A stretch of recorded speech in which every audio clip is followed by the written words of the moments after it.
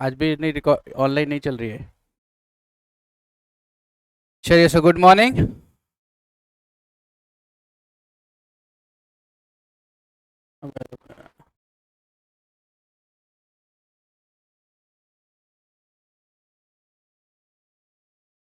सब ठीक। आज किधर है वो नींद जिन्हें कम आती है सुबह शुरू से ही सो जाते हैं क्लास में। चलिए सो लेट्स स्टार्ट। हमने कल क्लास में गवर्नमेंट ऑफ इंडिया एक्ट 1919 देखा था, ठीक है। And we have also seen the defects of the government of India act 1919। So what are the defects? 1919 के डिफेक्ट्स क्या थे?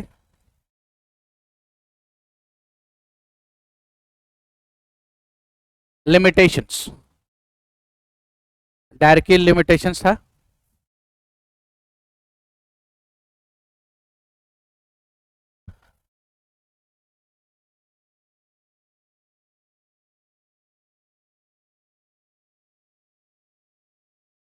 रेस्पॉन्सिबिलिटी का प्रोविजन नहीं था, जबकि रिप्रेजेंटेटिव था, but representative responsibility was not there, right. और जो इम्पोर्टेंस 1919 का इम्पोर्टेंस क्या था? गवर्नमेंट ऑफ इंडिया 1919 क्या शो कर रहा था? गवर्नमेंट का स्ट्रक्चर कैसा था?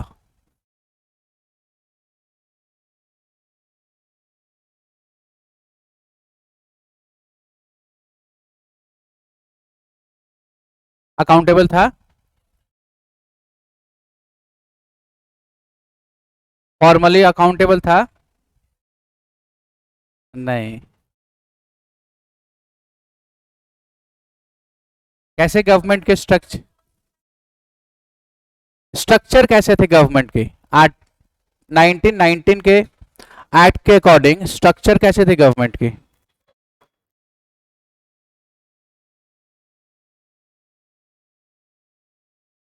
यूनिटरी फॉर्म, सेंट्रलाइजेशन, यूनिटरी था गवर्नमेंट। बाइक कैमरल तो लेजिस्लेशन था,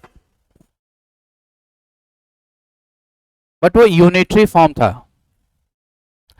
और जो प्रोविंसेस के पास क्या ऑटोनॉमी थी? ऑटोनॉमी नहीं थी। कैसे नहीं थी? How you can say that the provinces were not autonomy?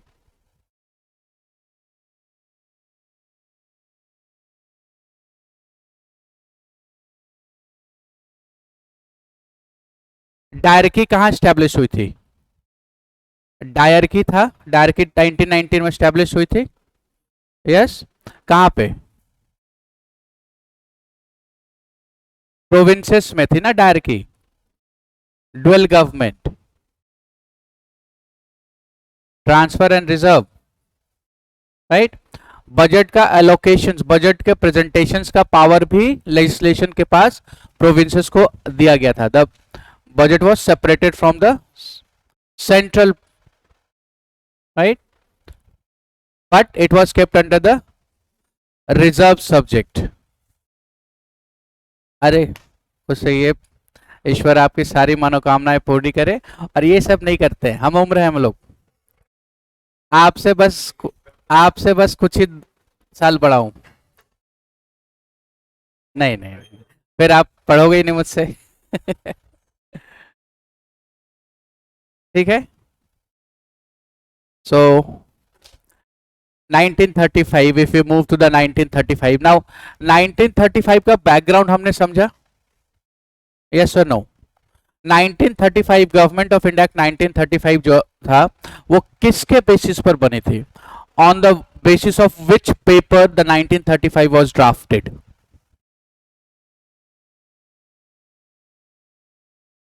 Simon commission rejected the round table conference.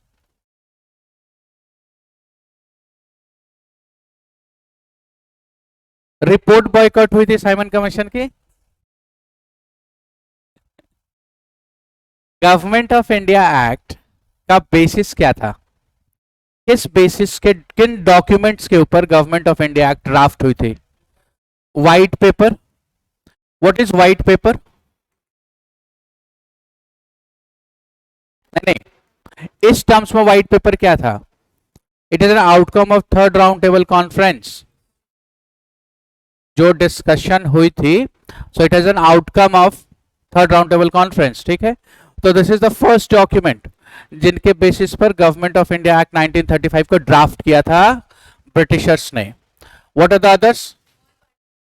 All party conference, all party conference, and that is also known as a Nehru report. और Nehru report क्यों बना था? Why this all party conference was made? The reason behind? Indians are not competent enough to make a law because there was a demand कि law जो अब देखिए Simon commission आया आपका आर्टिकल 1919 के बाद, गवर्नमेंट ऑफ इंडिया 1919 के बाद, the next major event in the historical perspective of Simon commissions, right. Simon commission आता है किसको? रिव्यू करने के लिए आपका 1919 के एक्ट को, कि whether we need to amend और what law should be more be made. Indians का डिमांड तब तक क्या चला था कि now the Indian should be govern through the law which is made by Indians, ना ही कि बाहर के लोग लॉ बना करके दें, हम इंडियंस जो गवर्न करें वो खुद के लॉ से गवर्न करें। Means they are demanding for the their own legislative law, ठीक। But Simon Commission has none of the members from the Indian, and they are demanding कि इंडियन के लॉ अगर आप रिव्यू कर रहे हो, अगर आप ये चाहते हो कि आप लॉ इंडियन के लिए बनाओ, उसमें इंडियंस तो हो, तभी तो आप इंडियंस को ऑटोनॉमी दोगे। So this become the reasons of boycott, yes or no? Then after Simon and after that they have boycotted, so Churchill ना, Winston Churchill has in the parliament made an statement कि Indians are not eligible, not capable, not competent to frame their own law। वो सांप been बजाकर सांप नचाने वाले लोग अपने लिए कानून नहीं बना सकते हैं, हम उन्हें कानून बनाकर देंगे, हम उन्हें सभ्य बना रहे हैं। This was the statement given. So Indian nationalist leader had accepted this challenge and they formed the All India All Party Conference, which is known as the Nehru Report. And under the Nehru Report, it has suggested for the federations, it had given the rights to the every individuals, and adult suffrage also provisions ये भी था, adult suffrage का भी provisions था। जब आप history में Nehru report पढ़ते हैं, उनके clauses आप पढ़ेंगे, जो भी conditions and provisions है, there you can see कि जबकि ब्रिटिशर्स ने वोटिंग राइट को लिमिटेड फ्रेंचाइज रखी थी, सभी को अलाउ नहीं था, बट नेहरू रिपोर्ट में एडल्ट फ्रेंचाइज की बात की गई थी। On the basis of age, everyone beyond that age, everyone is eligible to cast their vote, ठीक है। वुमेन्स को भी राइट प्रोवाइड किया था नेहरू रिपोर्ट ने। फंडामेंटल राइट्स और स्टेट राइट्स को भी बात की गई थी, डिस्क्रिमिनेशंस हटाने की बात की गई थी। There is a blood, so this they have prepared the report and in 1928 this was presented. So this is the second document on it was formed, and the next document,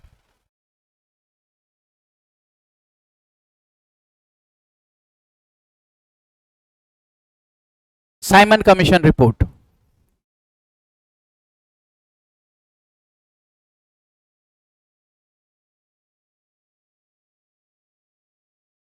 और था कोई या तीन ही थे? चार। All round table conference. So these are the document जिनके basis पे गवर्नमेंट ऑफ इंडिया एक्ट 1935 को मॉडल किया गया, डिजाइन किया गया, ठीक है। Is it clear? Any doubt till here? नहीं, right. And we have seen how the, and this is this period before this, India has supported the Britishers in the first world war, नहीं, on the promise of that they will provide an independence and they will give an autonomy, but after war they have failed to deliver their promises. It's clear? So this the government of India Act 1935 is different from the previous act. Previously till 1919 तक क्या था? Phone को रख दीजिए and back के अंदर with the silent. 1919 act से क्या एस्टैब्लिश की गई थी? It was established an unitary government, yes और नो? मीन्स डेलिब्रेट था पावर, डेलिब्रेशन ऑफ पावर था वहां पर, ऑटोनॉमी नहीं थी प्रोविंसेस के पास। प्रोविंसेस को जबकि डिस्ट्रीब्यूशन ऑफ पावर था, लिस्ट बनाई गई थी, प्रोविंशियल लिस्ट और सेंट्रल लिस्ट करके एक लिस्ट बनाई गई थी, बट ऑटोनॉमी सोवरेनिटी नहीं दी गई थी। They are is two functions under the unitary functions, unitary type of government, yes or no, right? But the government of India Act 1935 has shifted, or you can say taken 180-degree turn from the government of India Act 1919 by providing an federal government. So from the 1919 has the first provisions for the Federation of India. So if we talk about the first, that is Federation of India,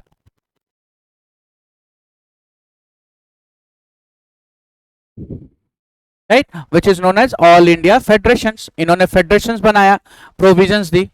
अब इस federations में include क्या क्या है, how this federation will come to, right? So they said that this federations will have a federal government and a units, provinces, units। और इस unit में कौन कौन इंक्लूडेड है? एक तो प्रोविंसेस है, I hope you understand the meaning of provinces, right? And the second है, they are a Indian state। हाँ, Indian state, princely states, आप जो भी बोलो, no, it's a synonym, right?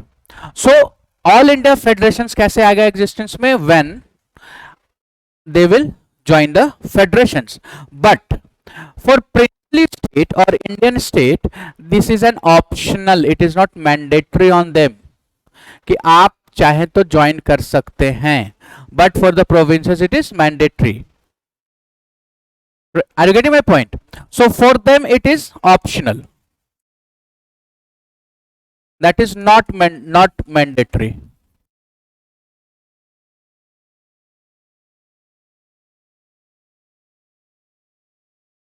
And because of this options that the Indian states have not an mandatory to join the all India federations, they never came to join, so never joined these federations। They never joined, they never given their acceptance, they never given their agreement to join the federations। Because of this reason कि Indian states कभी join किया ही नहीं, so the provisions of all India federations, the provisions of all India federations never came into being। बना ही नहीं कभी, क्योंकि उसके units जो कंपोजिशन थे उन्होंने कभी ज्वाइन किया ही नहीं। तो जो प्रोविजंस 1935 के through all India federations creations की बात की गई थी, which is a shift from the previous act, because previously act 1919 तक के एक्ट में सभी में डेलिब्रेशन ऑफ पावर हो रहा था। Are you getting my point? There is no, so we can say it is an acting as an unitary government। Britishers were acting as a unitary government, right? Deliberation of power मतलब क्या कि governor general के अधीन, governor general SOS के responsible and SOS to the British Parliament। But through this act the arrangement was made कि हम एक federations बनाएंगे जिसमें फेडरल गवर्नमेंट तो होगी, क्योंकि फेडरेशंस में फेडरल गवर्नमेंट होगी, और यूनिट्स में प्रोविंसेस और इंडियन स्टेट दोनों आएंगे। इंडियन स्टेट्स ने ज्वाइन नहीं किया तो फेडरेशंस कभी बनी ही नहीं।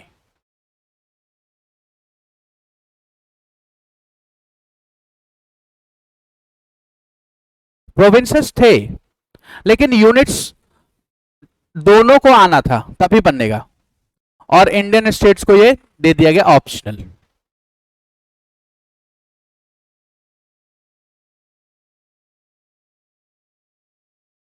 तो they are now they have given, because Indian states के साथ उनका arrangement, there is a different arrangement with the Indian states. They can the earlier what was the arrangement, they can force them, but after this, when the constitutional development was happening, when they are trying to inculcate all the individuals or populations into the government, so now they are not forcing, उन्होंने option दे दिया Indian, क्योंकि Indian state अधीन आना ही नहीं चाह रहे थे, they are not want to surrender their sovereignty, क्योंकि सोवरेनिटी फिर सरेंडर करनी पड़ती ना। So it is an option कि आप चाहें तो आप ज्वाइन कर सकते हैं, आप आएंगे तो फेडरेशन बनेगी, हम एक फेडरेशन बना लेते हैं जिसमें आप और प्रोविंसेस आकर के रहेंगे और फेडरल गवर्नमेंट तो रहेगी सेंट्रल गवर्नमेंट, और फिर उसके अकॉर्डिंगली हम काम करेंगे, लेकिन ऐसा नहीं हुआ। Is this clear? So this is the first arrangement was made by the government of India Act 1935. Any doubt? Right now, if we talk about the second arrangement, so second arrangement has been given the, it is also related to the first arrangement. So second arrangement is division of power. Division of power between central federal government and the provinces through a list. तो 3 list बनाए गए, federal list, provincial list और concurrent list, और in list के through, so the national importance, जैसे आप कह सकते हैं like this foreign affairs, external affairs, defence, tribal areas, tribal populations, tribal areas, and religious purpose were kept under the federal list, and other than those were kept under provincial list. But still, so second provision, if you see, it's second is division of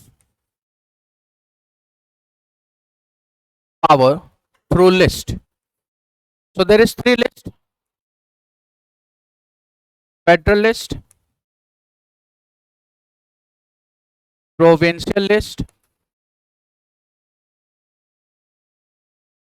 and concurrent list.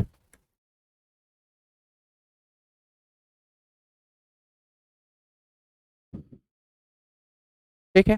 Now this provincial list, this federal list, इस पे पूरा किसको दिया गया? The authority was given to the federal government.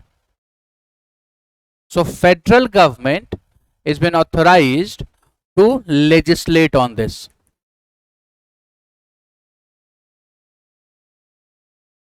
Central government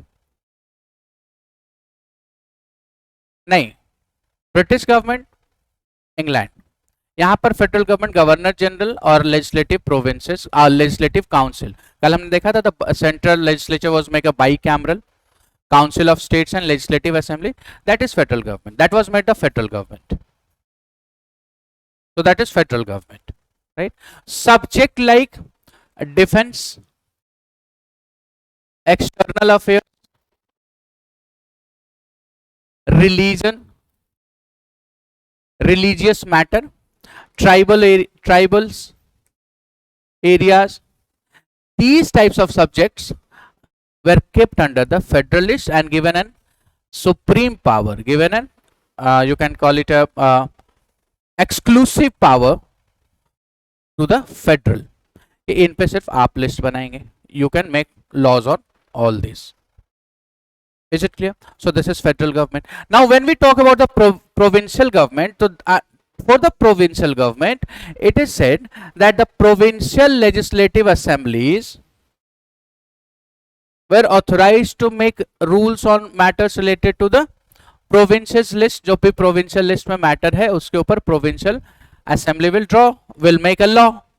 but now here it says that in certain circumstances the governor general has power to make law related to provincial list also.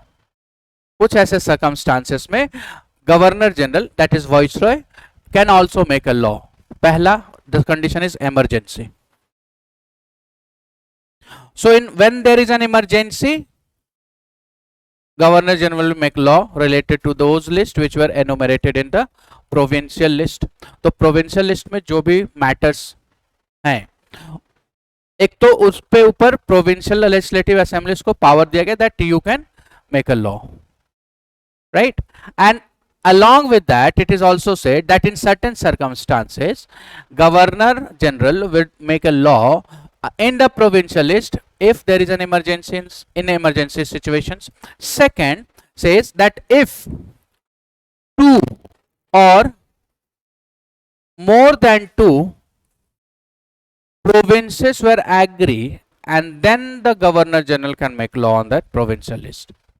अगर दो, if two and more than two provinces request, ask the central government or ask the Governor General to make laws related to the provincial legislative provincial list, then Governor General will make a law related to provincial government.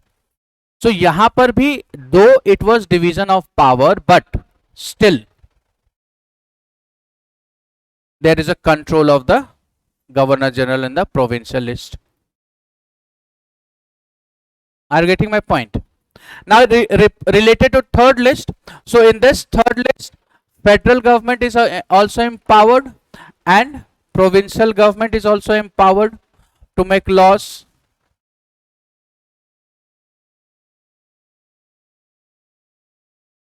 Class में लोग कोई ना कोई सोता ही रहता है.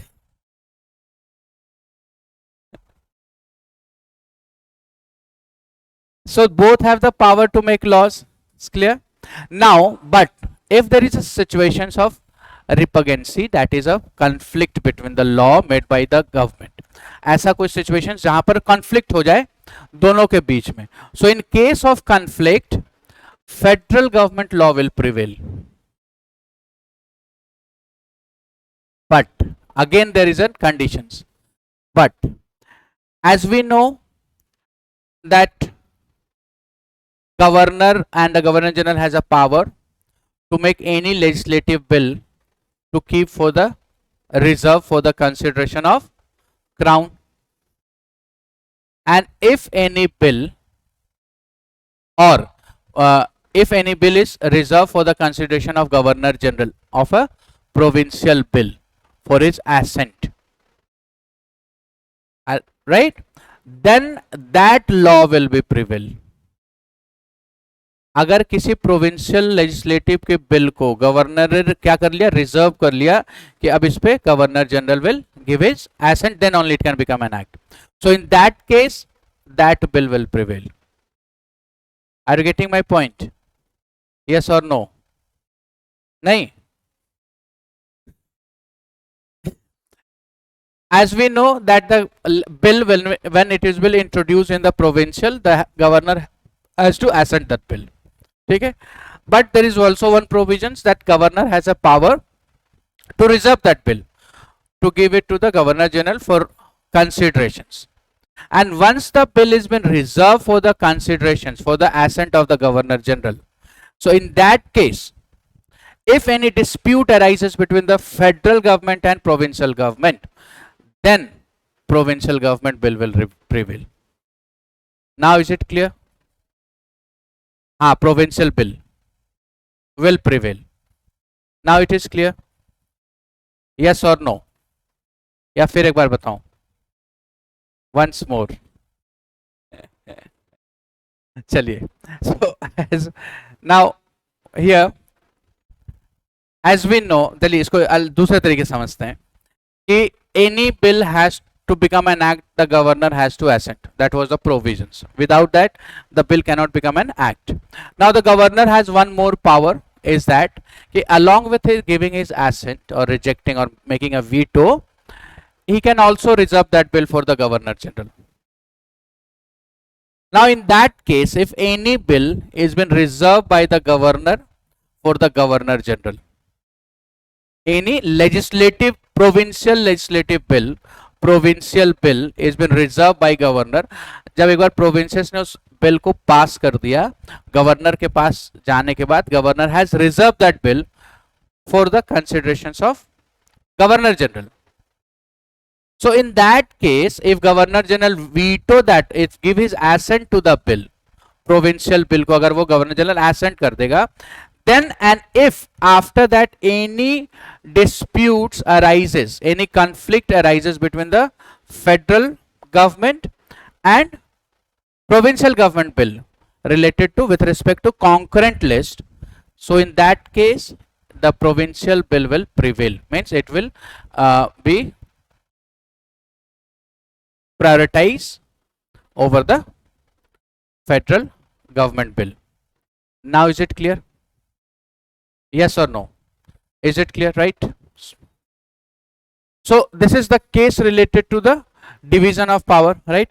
Now in this case there is one also power, that is a residuary power.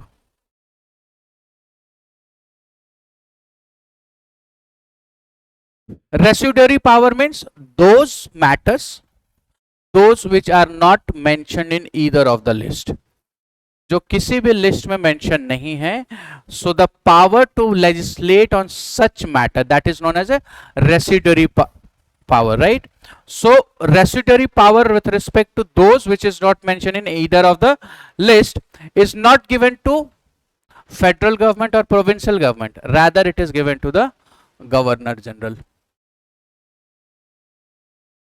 So you can imagine the control, you can see the control of a governor general over the federal government and over the provincial government.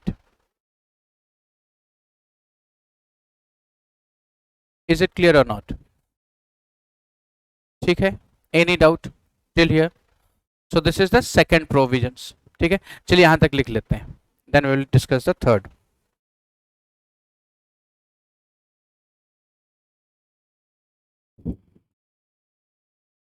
So Government of India Act 1935. Write down. Now write down the some background related to this.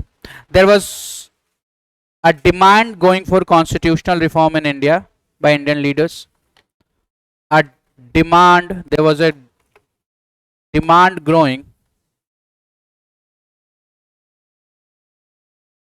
Government of India Act 1935. We are writing little bit background related to this.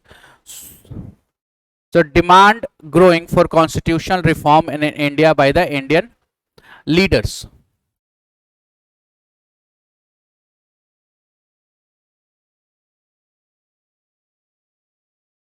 For the constitutional reform in India by the Indian leaders. India's support to British in First World War.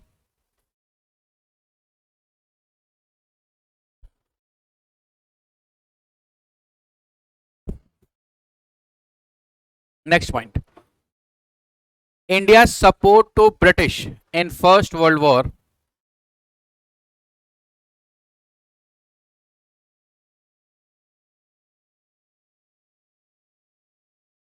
also aided in British acknowledgement. Aided, AIDED, in the British acknowledgement of the need for the inclusion of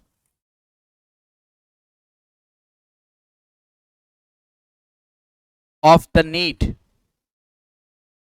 for the inclusion of more Indians in administrations.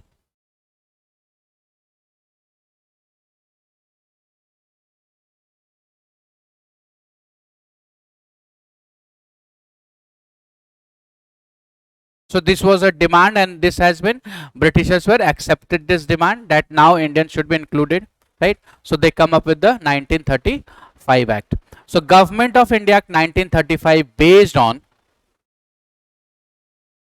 लिखिए, Government of India Act 1935 based on Simon Commission report,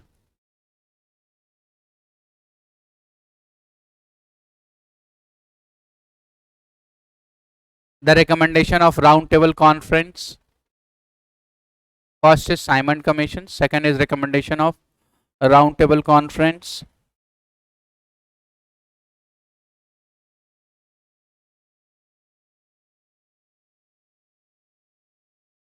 Round, oh yes.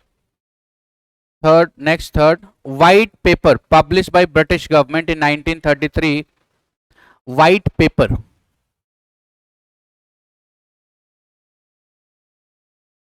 published by British government in 1933,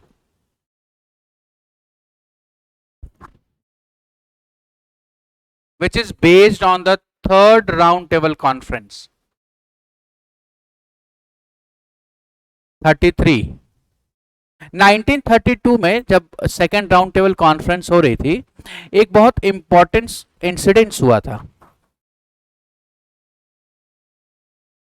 कहां पे? India respect में. अब India respect में पूछूंगा. 1930 को 1932 other than civil disobedience movement, क्योंकि वो एंड होने के बाद ही आपका राउंड टेबल कॉन्फ्रेंस में ये होता है. यस और नो? तो 1932 में एक बहुत इंपॉर्टेंट इंसिडेंस हुआ था. 1930 से 32 के बीच में क्या क्या हुए थे? गांधी इरविन पैक्ट कब हुआ था? Before the commencement of round table conference. Poona pact क्यों हुआ था? कहां नहीं जा रहे थे, इसलिए पूना पैक्ट हुआ था. Communal award was announced by in 1932 by the Britishers.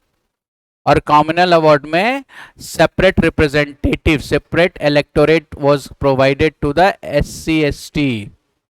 जो अरेंजमेंट 1909 में मुस्लिम्स को दिया गया था through the act, now this was extended for the through communal award to the SC/ST. Yes, कहां पर? येरवाड़ा जेल, पुणे. तभी ये पुणे में हुआ था between Gandhi and Ambedkar. Then they have agreed that हम कॉम्युनल रिप्रेजेंटेशंस को हटाएंगे बट रिजर्वेशंस को अलाउ करेंगे in the elections. So some seats will be reserved. Yes or no? And that's it. Reservations means contestant. देखिए फर्क क्या है communal representations और reservations में? That under the communal representations only the persons belonging to the category can fight elections and only the category can vote. No other person is allowed to vote. But in reservations, election should be fought by the reserve candidate, but everyone in the constituency is allowed to vote. तो voting की right सबको होगी, लेकिन contest करने का जो right है वो रिजर्वेशन जिस कैटेगरी के लिए होगा that will be given. So 1932 आपका एक बहुत इंपॉर्टेंट इंसिडेंस है हिस्ट्री में, that is related to communal award announce by the Britishers. Timeline याद रखना होगा आपको, मॉडर्न इंडिया स्पेशली, मेडिवल नहीं लेकिन मॉडर्न. देखिए हम लोग क्या करते हैं ना कि हम लोग डेट्स याद करते हैं, डेट्स आपको टाइमलाइन याद करना of the modern India. Let me give you an some hint. Modern India के टाइमलाइन याद कीजिए आप. राइट, आफ्टर 1900 क्या क्या इंसिडेंट्स, मेजर इंसिडेंट्स क्या क्या हो रहे हैं. अब उससे रिलेटेड कॉन्सेप्ट जैसे कि कॉम्युनल अवार्ड में क्या था, तो Britishers announce communal. Now what is communal award, वो लिख लिया आप. देन उस पे क्या क्या डिस्कशंस हुए. जब आप मेडिवल इंडिया प्रिपेयर करते हो तो मेडिवल इंडिया के एडमिनिस्ट्रेटिव स्ट्रक्चर और इकोनॉमिक स्ट्रक्चर को प्रिपेयर करो.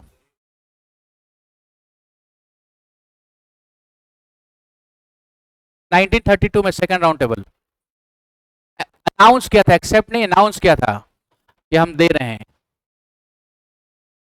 नहीं, 1931 में फर्स्ट हुआ था. देखिए 1930 टू 1932 सारे राउंड टेबल कॉन्फ्रेंस हो गए थे. ठीक है, सो 1932 में कॉमनल अवार्ड दिया था. राइट, तो इंपॉर्टेंट डेट आपको ना टाइमलाइन याद रखने को मॉडर्न इंडिया के इवेंट्स, इवन इवेंट्स. और अभी का जो ट्रेंड चल रहा है मैं आपको बताऊं, the recent trend what is going on is focusing on, the government is focusing on the regional heroes. एक तो नेशनल हीरोज हो गए, एक रीजनल हीरोज भी हो गए जो 19, जैसे हम जानते हैं रानी गैंडेविल, जानते हो आप लोग ना, नाम सुना, राइट.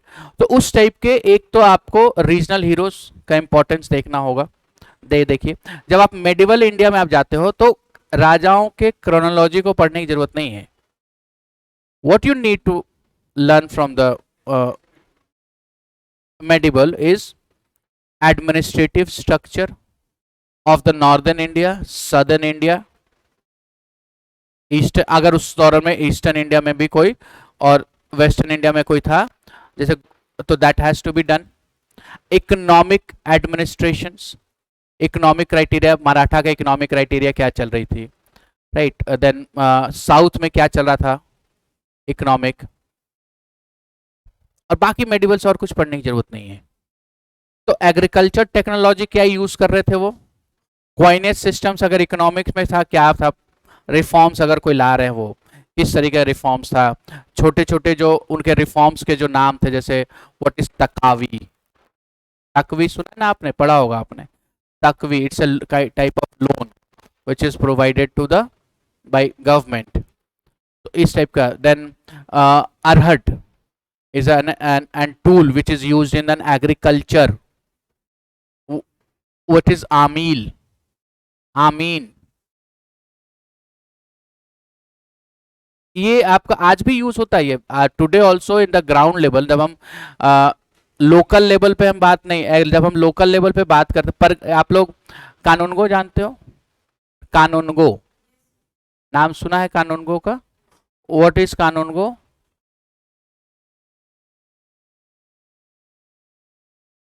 पटवारी, पटवारी सुना है आपने, पटवारी क्या होता है, यस यस, इसको हम लोग कानूनी भाषा में कहते हैं दाखिल और खारिज. तो एंसेस्ट्रल प्रॉपर्टी का, एंसेस्ट्रल प्रॉपर्टी अभी भी इंडिया में that is consider as an agriculture land. तो गांव में एग्रीकल्चर रिलेटेड जो रिकॉर्ड मेंटेनेंस का काम था, आमिल, आप कानून को बोल लीजिए, पटवारी, अलग अलग स्टेट्स में अलग, वो आज भी हम प्रैक्टिस करते हैं, इंडिया में है. आप आपके हरियाणा में कौन है, किस उस ऑफिसर्स को क्या बोलते हैं जो गांव में खेत, दादा का नाम और पापा सबका नाम चढ़ाता है गांव में खेत पे, रिकॉर्ड मेंटेन, पटवारी. तो ये उस समय इस टाइप के आपको स्ट्रक्चर्स को समझना होगा जो आपको करना है. क्रोनोलॉजी पढ़ने की जरूरत नहीं है for the UPSC, there is no requirement. For prelims, mains में तो छूना भी नहीं है, मेंस में सिर्फ modern India, no ancient, no medieval, art and culture लेकिन जरूर. That is now the trend. यही प्रॉब्लम है ना, आप लोग सिलेबस नहीं देखते हो. मैं अब देखो, आप स्विमिंग के लिए आ गए हो, स्विमिंग के लिए स्विमिंग कॉस्ट्यूम नहीं है, ट्यूब नहीं है, पता नहीं, तो कूद गए समुद्र में. ये तो मैं बहुत पहले क्लास से बता रहा हूं, वेरी फर्स्ट क्लास, कि आपके पास कुछ हो या ना हो, दो चीज जरूर होनी चाहिए, और डेली उन दोनों चीजों को पढ़ा करो. पहला सिलेबस, और वो भी कौन सा सिलेबस जो यूपीएससी जारी कर रही है, वो नहीं जो मार्केट में अलग अलग इंस्टीट्यूशन से कर रही है. यूपीएससी ने बहुत डिटेल में दे रखा है सिलेबस. दूसरा प्रीवियस ईयर पेपर, तो आपको खुद समझ में आएगा क्या पढ़ना और क्या नहीं पढ़ना है. जितना इंपॉर्टेंस पढ़ना है ना, क्या चीज पढ़ना है, उससे बहुत ज्यादा इंपॉर्टेंस है कि हमें क्या नहीं पढ़ना है.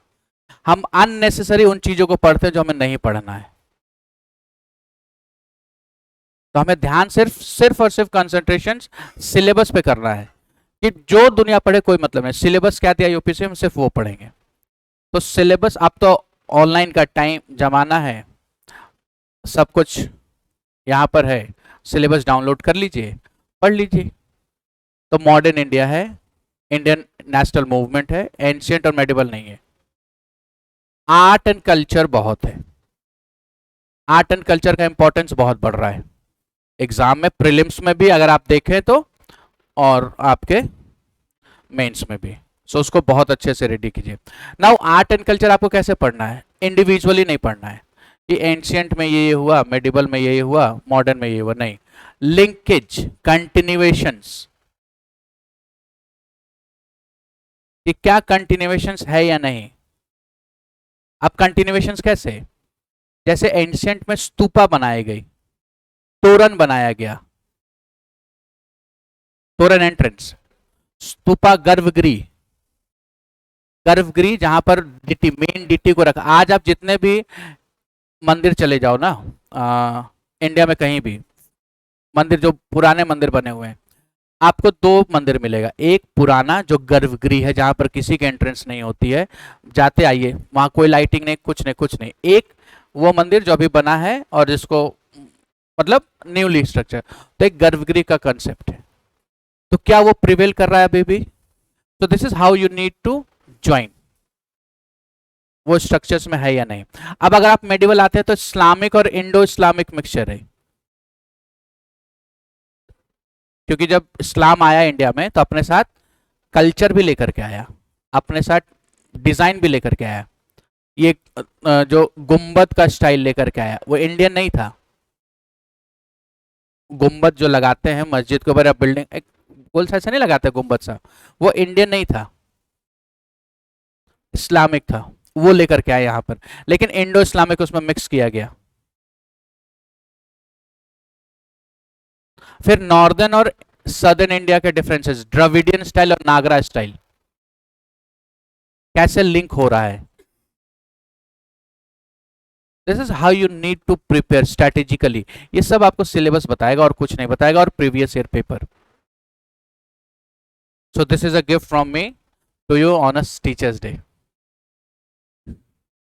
कि आपको ऐसे। और इकोनॉमी में भी अगर आप पढ़ रहे हैं ना, तो जस्ट किसी भी सब्जेक्ट को आप पढ़िए। See, out of the box I am going to tell you one thing, कि आपने सुना कुछ लोग ऐसे हैं जो बिना कोचिंग या बिना गाइडेंस के एग्जाम क्लियर कर लेते हैं। कैसे? या कुछ ऐसे हैं जो कोचिंग कर रहे हैं, फर्स्ट अटेम्प्ट में ही क्लियर कर लिए, जबकि उनके साथ ऐसा तो नहीं होगा कि उस कोचिंग में उसमें अकेले होंगे और वो कर रहे होंगे classes.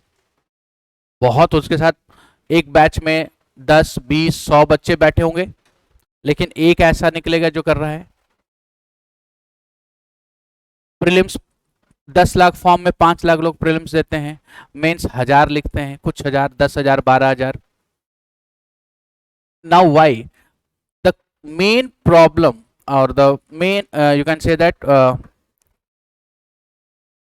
Negligence of the student is that, और द मेन परसेप्शन जो स्टूडेंट का है, हम यूपीएससी करने जा रहे हैं तो हमें सब पता होना चाहिए। ऐसा नहीं है। पहला तो ये परसेप्शन हटा दीजिए कि आप यूपीएससी करने जा रहे हैं, एआई नहीं बनने जा रहे, आर्टिफिशियल इंटेलिजेंस नहीं है, कंप्यूटर नहीं बनना है आपने। तो आपको क्या पढ़ना है उससे ज्यादा ये जरूरी है कि क्या नहीं पढ़ना है। ये कौन बताएगा आपको? आपका सिलेबस। यूपीएससी यही डिफाइन करती है कि आपको कहां तक रहना है। तो उसके लिए सिलेबस तो सबसे पहले डाउनलोड कर लीजिए, प्रीवियस ईयर का पेपर ले लीजिए, जीएस मेंस और प्रीलिम्स का। अब आप जब कोई टॉपिक पढ़ रहे, जैसे हम पढ़ रहे हैं कॉन्स्टिट्यूशनल हिस्टोरिकल डेवलपमेंट, आपने सिलेबस खोला, हिस्टोरिकल डेवलपमेंट में हमें पढ़ना क्या क्या है, वहां पर आपने देखा। फिर आप आ गए क्वेश्चंस पे, इस टॉपिक से किस टाइप के क्वेश्चंस आ रहे हैं। अब मैं ये नहीं कह रहा हूं कि क्वेश्चंस यूपीएससी को आप प्रिडिक्ट कर सकते हो, नहीं कर सकते, कोई किसी को भी प्रिडिक्शंस नहीं कर सकता। But what I am trying to say, कि आप अगर यूपीएससी को बहुत अच्छे से फॉलो कर रहे हो, उसके पेपर और सिलेबस को, तो आपको कुछ ऐसे टॉपिक्स निकल के आएंगे जहां पर यूपीएससी हमेशा फोकस कर रहा है। हमेशा क्वेश्चन सिमिलर हो ना हो, लेकिन आपको मिलेगा जहां से क्वेश्चंस बन रहे हैं, आएगा ही, लेकिन क्वेश्चंस हमेशा अलग है। क्वेश्चन हमें, यानी आपको अब वो लिखा हुआ है ना, जब हमने डिस्कस किया था syllabus, do you remember the very first class when we have discussed the syllabus, वहां था problem arising with the federal structure, तो मेंशन ही है कि फेडरल स्ट्रक्चर। तो उसके प्रॉब्लम्स क्या क्या हैं, मैकेनिज्म क्या क्या है,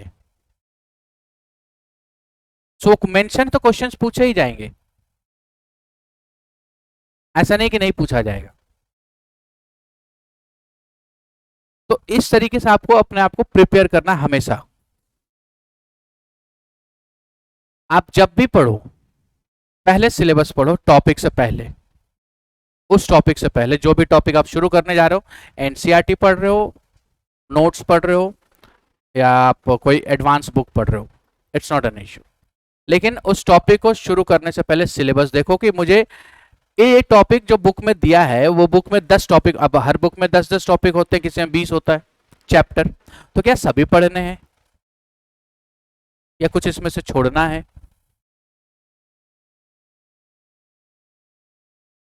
गेटिंग माय पॉइंट?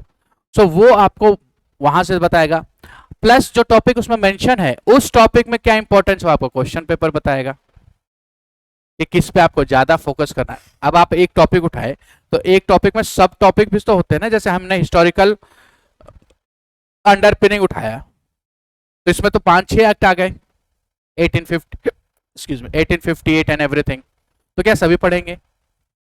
वो हमें क्वेश्चंस पेपर बताएगा कि लास्ट 10 ईयर्स में यूपीएससी की फोकस कहाँ रही है, किस टाइप का क्वेश्चन पूछ रहा है वो। So this is how you know you should be preparing yourself for the examinations. और बिलीव में अगर आपने ऐसा अपने परसेप्शंस को और अपने आप को मॉडल डिजाइन कर लिया ऐसा आपने, with along with the writing practice of the previous papers and everything, maximum 2 years what you need to reach interview.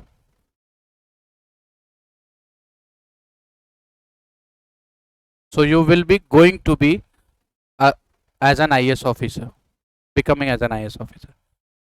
लेकिन ये करना होगा, तो this is known as a smart work.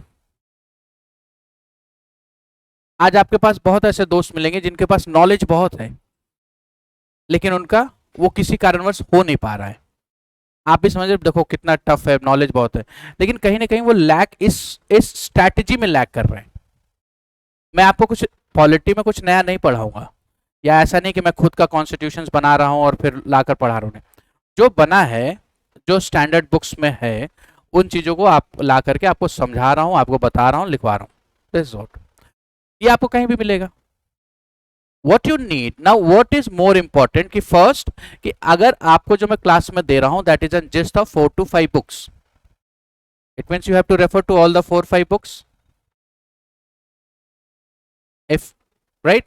Second benefit is of strategy कि कैसे हमें करना है, तो स्ट्रैटेजी इज मोर इंपॉर्टेंट।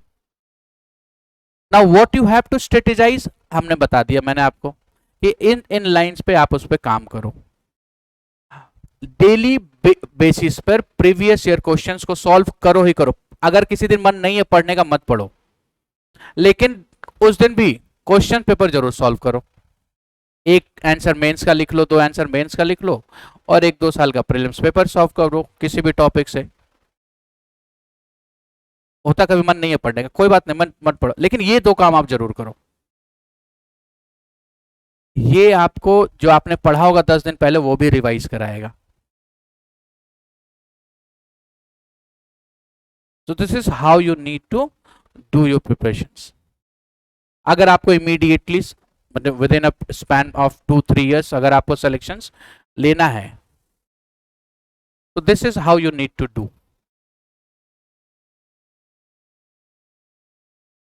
और फिर अगर ऐसा आप नहीं करते हैं तो यू विल एक, या तो आप खुद 4-5 अटेम्प्ट के बाद फिर इस पर आएंगे, 5-6-7 साल बर्बाद करने के बाद फिर चलें चलो ऐसे ही करते हैं।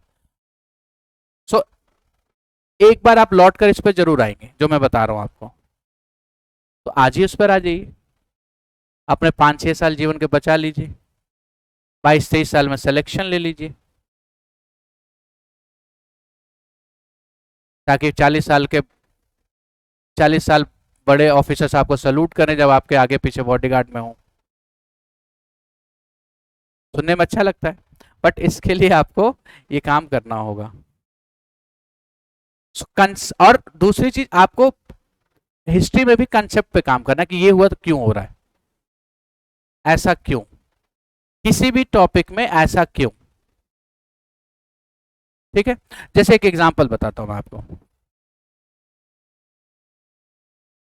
हमें पता है कि वेस्ट एशिया जो है वो ऑयल रिच रीजन है, वहां सबसे ज्यादा तेल मिल रहा है, वहां ही क्यों मिल रहा है, इंडिया में क्यों नहीं मिलता है? ऐसा क्या है कि वहीं मिल रहा है, इंडिया में नहीं मिल रहा है?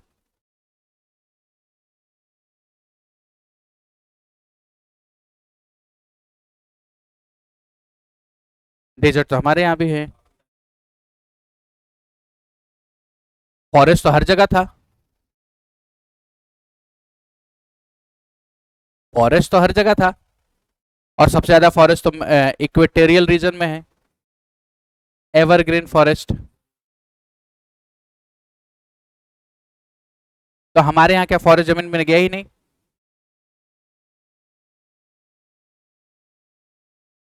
अरे तो फॉरेस्ट तो हर जगह रहा होगा ना। So this is how you need to prepare, कि अगर है, मान लो हमें पढ़ रहे हैं कि यहाँ पर ये, तो ऐसा यहाँ पर ही क्यों? क्योंकि अभी यूपीएससी अपना थोड़ा सा ना ट्रेंड बदल रही है, एनालिटिकल चाह रही है कि आप थोड़ा एनालिटिकल हो, चीजों को एनालाइज करना सीखो, क्योंकि यूपीएससी के पास भी लिमिटेशंस है ना, हर किसी के पास लिमिटेशंस है। अब वो हर साल वैसे ही रट्टा रट्टा वाला क्वेश्चन तो देगी नहीं, कि रट के गए वही क्वेश्चंस करके चले आए तो पास हो गए, तो कैसे कंपटीशंस को रूल आउट करेगी? हाँ, अगर सीट 1000 हो और 500 बच्चे या 2000 बच्चे ही बैठ रहे हो एग्जाम में, तब तो ठीक है, वो ऐसा कुछ करेगी कि आ जाओ। इंडिया में कोई भी कंपटीशन एग्जाम्स क्यों होता है? रिजेक्शन करने के लिए। इंडिया में जो एग्जाम पैटर्न है वो रिजेक्शन पैटर्न है। प्रीलिम्स क्या है आपका? रिजेक्शन, कि ज्यादा से ज्यादा बच्चों को छाटो यहां पर, तो उससे बचना है आपको। आपको कुछ ऐसा मैकेनिज्म डेवलप करना है कि आप रिजेक्ट नहीं हो। स्क्रीनिंग, स्क्रीनिंग का मतलब ही होता है स्क्रीनिंग करके इसको हटाओ, स्क्रूटनी करो, छाटो इन लोगों को, तो उस पर काम करना है ना, वही तो मैं बात कर रहा हूं। ये आप में कमियां हैं, इसको दूर करिए ना। नेगेटिव क्यों हो रहा है? दो कारण। First, lack of revision. आपको ये महसूस आज नहीं हो रहा, लेकिन जब आप एग्जाम देने बैठेंगे ये पढ़ा था कहां, लेकिन इसमें कंफ्यूजन हो रहा option, because lack of revision. Second, lack of concept, concept पे काम नहीं कर रहे हैं आप। अभी जल्दी में मत रहिए, आईएएस बनना है, अपने आप को दीजिए 2 साल, 1 साल 2 साल पढ़ाई में। आप चाह रहे आज ही सारा ज्ञान मिल जाए, ऐसा नहीं होता है। आपको धीरे धीरे काम करना है अपने ऊपर, अपने आप को बनाने में। तो जब आप अपने ऊपर काम करोगे ना, 2 साल 1.5 साल 2 साल, तो आप अपने आप को प्रिपेयर कर रहे हो लास्ट स्टेज के लिए भी, प्रीलिम्स, सॉरी इंटरव्यू। वो आपको क्या लगता है कि चलिए मेंस के लिए तो आप तैयार कर लेंगे 6 महीने में, 1 साल में? इंटरव्यू, पर्सनालिटी डेवलपमेंट 1 साल का काम होता है। आप अपना पर्सनालिटी को 1 साल में डेवलप कर सकते हैं? इट्स एन हैबिचुएट ना, ये तो आपके अंदर है, पहले ही सही है। आप जो हैं वो अगर नहीं बन रहे इसमें, आपको प्रिटेंड करना, तो हमेशा यह याद रखना है कि मुझे ऐसा ऐसा करना है। तो अगर गलती आपको पता है कि आप में नेगेटिव बहुत हो रहा है, तो क्यों हो रहा, पहले ये तो देखिए क्यों हो रहा है नेगेटिव। तो आपको आता हुआ भी अगर आप गलत कर रहे हैं, तो आपको उस पर भी काम करना है। ये मैं जानता था लेकिन गलत करेगा, क्यों गलत किया? जल्दी में, किस बात की जल्दी? आपको लाने कितने 100 में से? 60 मैक्सिमम, अभी तो जा भी नहीं रहा है कट ऑफ 60। प्रीलिम्स की बात करूं तो प्रीलिम्स में तो 60 कट ऑफ अभी है भी नहीं, आउट ऑफ 100 क्वेश्चन 60 क्वेश्चन का तो कट ऑफ भी नहीं चल रहा है, 40-45 के बीच में ही कट ऑफ रह रहा है। फिर भी 60 में बोल रहा हूं ऑन द सेफर साइड। आप यहाँ 60 ला रहे हो टेस्ट सीरीज में, तो आप एग्जाम में 40, 45, 50, 55 आराम से लेकर आओगे। लेकिन यहाँ ही 40, 45 टारगेट रखोगे तो कहां से आएगा? तो आपको 60 क्वेश्चंस करने हैं। आप 60 में से 20-30 क्वेश्चंस तो वो होंगे जो इजी होता है, सबको आता है, वो गलत नहीं होने चाहिए। बच गए 70 में से 30, है ना, उन पे काम कीजिए। जिनको कभी नहीं सुना उनको छुए ही मत आप। नेगेटिविटी है, क्या होता है ना, हम चाहते हैं कि हम 100 का 100 क्वेश्चन कर लें।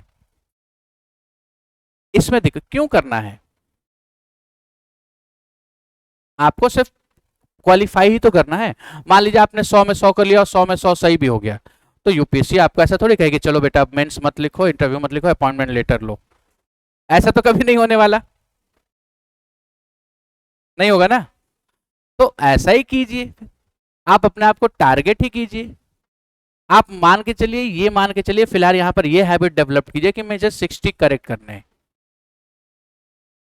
तो आप उसमें से कुछ परसेंटेज प्लस माइनस लेकर चलिए, कुछ नेगेटिव होगा तो 60 70 75 80 तक मैक्सिमम अटेम्प्ट कीजिए, उससे ऊपर जाइए ही मत।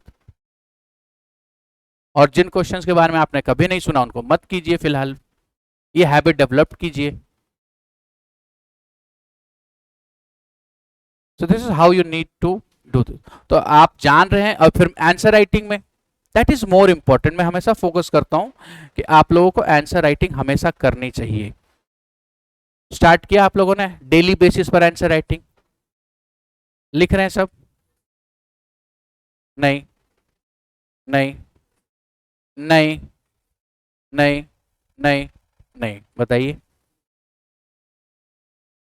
जो मेन इंग्रेडिएंट है आईएएस का वही नहीं डालना है, तो आप कैसे बनेगा आईएएस टेस्टी लबाबदार? जो मेन रिक्वायरमेंट है उसी को आप फुलफिल नहीं कर रहे हैं। मैं कहता हूं कि आपने अगर कोचिंग ज्वाइन की है, आपने टेस्ट सीरीज ज्वाइन की है, तो कोचिंग कभी छूट गया कोई बात नहीं, टेस्ट सीरीज किसी दिन नहीं छूटनी चाहिए, किसी भी दिन नहीं, किसी भी हालत में नहीं। बीमार हैं, ब्रेकअप हुआ है, डज नॉट मैटर, टेस्ट देना है तो देना है।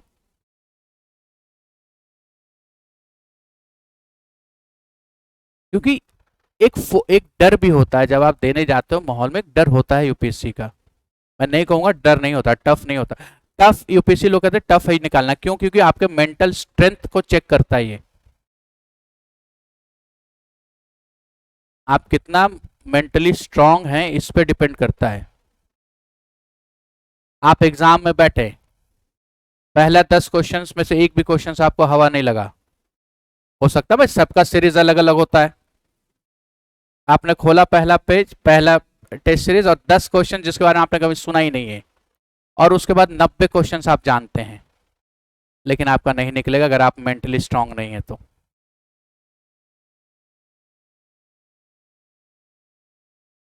क्योंकि आप पहले ही 10 क्वेश्चन को देख करके हार गए। आपको लाना ही 60 है, तो 60 में 40, 10 गया तो गया।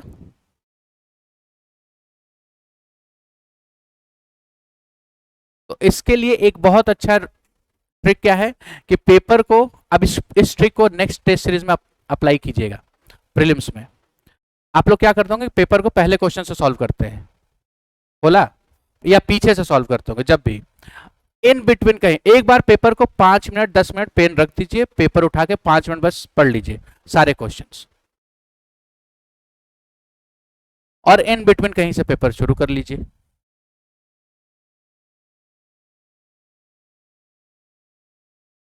अब हर किसी की एबिलिटी तो नहीं है कि ओपनिंग बैट्समैन ही हो सकता कोई फोर्थ फिफ्थ पे अच्छा खेलता हो, तो उसके लिए ये कर लीजिए। तो बैठते पेपर मत दीजिए, आपका 2 घंटे जो पेपर होगा ना, आपको मात्र चाहिए 1.5 घंटा, 1 से 1.5 घंटा, बाकी 30 to 45 minute is you can pass it, और उसको आप निकाल सकते हो, कोई दिक्कत नहीं है। तो उसमें 10 मिनट पेपर को पढ़ने में दे दीजिए, उससे क्या होगा, आप पेपर के एक्मेटाइज हो जाएंगे, और जो सेक्शन आपका इजी है, जो क्वेश्चन ऐसा लग रहा चाहिए हो जाएगा, पहले उसको कर लीजिए, कॉन्फिडेंस आ जाएगा। तो जो नहीं भी आता होगा, हो सकता है शायद उसको भी 2-3 बार पढ़ें तो उसको आंसर कर लें।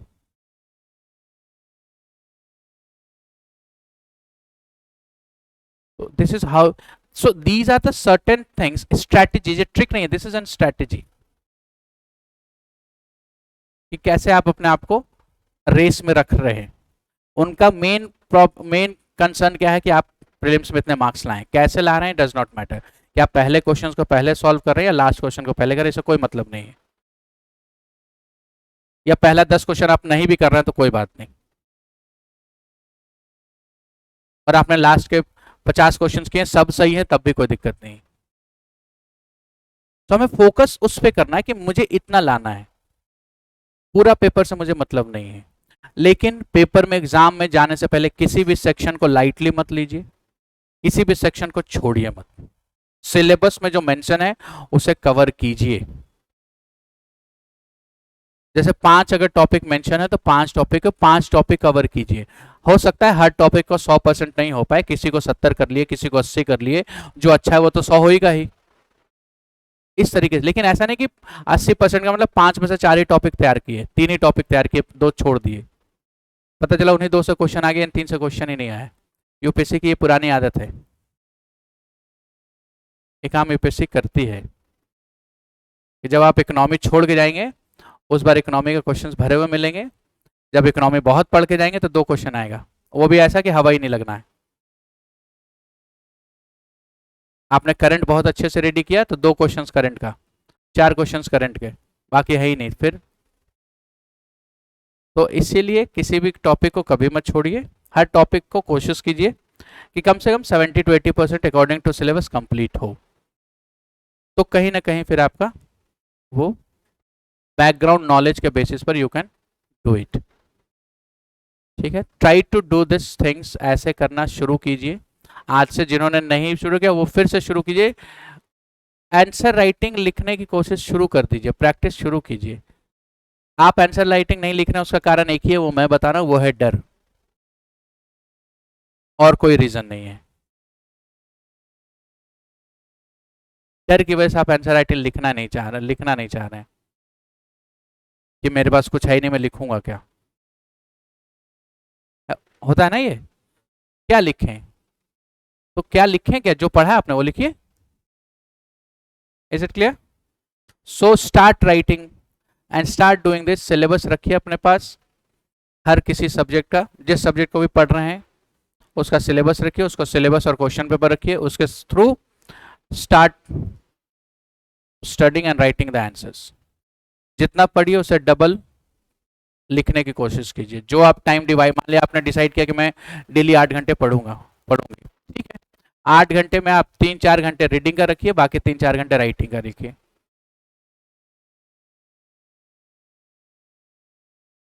न्यूज़पेपर से कुछ भी, राइटिंग का मतलब ये नहीं कि न्यूज़पेपर से नोट्स बना रहे हैं, राइटिंग मीन्स आंसर राइटिंग।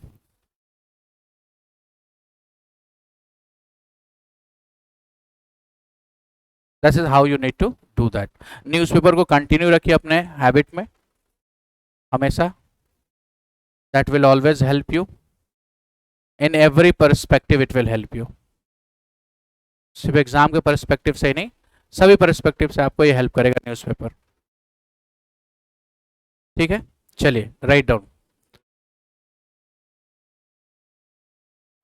लिए नहीं, मुझे नहीं पता है, मैं तो एग्जाम्पल दिया आपको। रह क्यों जाएगा, ढूंढिए, ज्योग्राफी कर रहे ढूंढिए।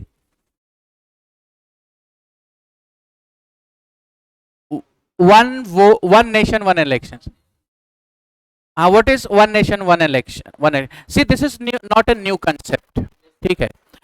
In from the 1951-52 when the election was started in India, for the very first elections it was a simultaneous election till 1967, till third phase, but उसके बाद क्या हो गया, स्टेट गवर्नमेंट्स में प्रॉब्लम शुरू हो गई, 356 का आना और ये करना।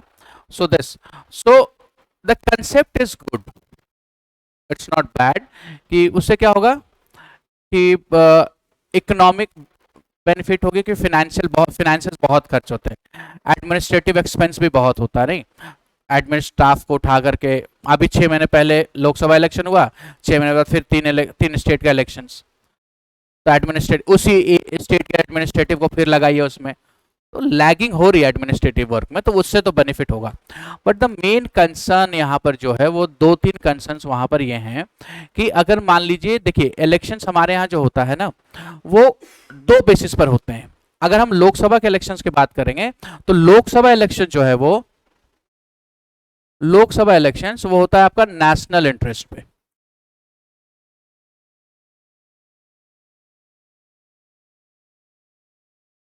जब आप लोकसभा में वोटिंग करते हो तो आप नेशनल इंटरेस्ट पे वोट करते हो कि नेशंस के लिए क्या अच्छा है, इकोनॉमिकली कैसा है और ये कैसा है।